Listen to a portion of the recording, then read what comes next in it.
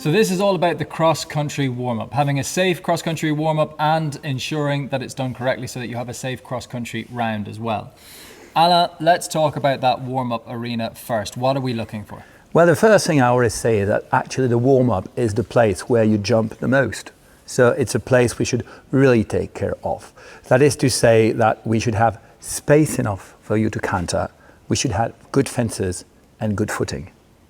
So let's talk about the fences. What are we looking for in those fences? Well, what we're looking for is good, readable, up to standard fences.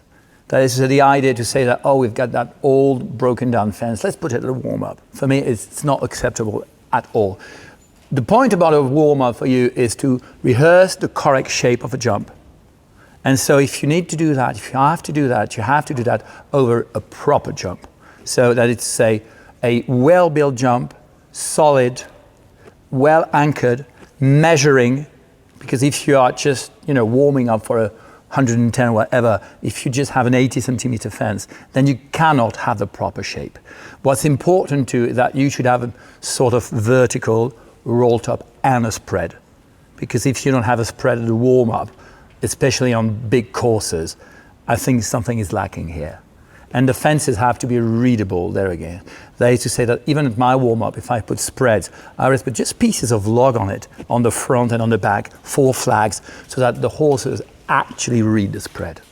Very good. Okay, good size, good quality.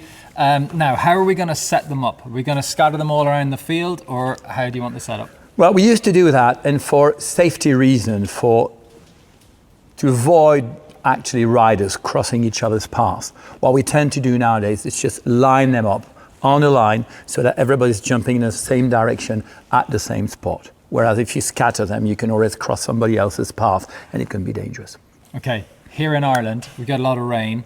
Let's talk about maintaining the footing and trying to keep those fences in good order as well when the ground conditions are challenging.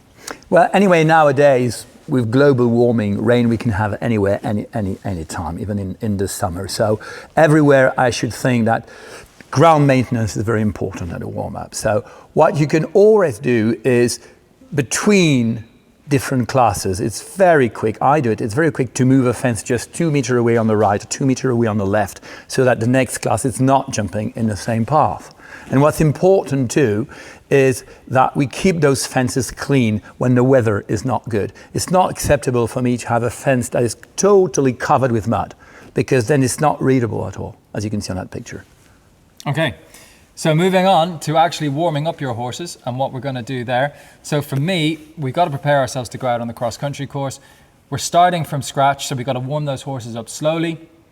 And then it's a question, Alain, of introducing them to basically competition pace and competition type fences, but sequentially. Have a plan to your warm-up, start jumping with those smaller fences, building up then, increasing the pace and changing the pace as well so that the horse is used to the controls. Yeah, you've said it. So any final words of wisdom that we're looking for? Yeah, the number of riders at the warm-up is important. So that is stewarding. If you have too many horses at the warm-up, you can't jump correctly because you're just crossing each other's path. But if you don't have enough riders at the warm-up, then you have to speed your warm-up up, and this is dangerous too. Perfect. So there we go. Fences, how to warm up and keeping that warm-up safe.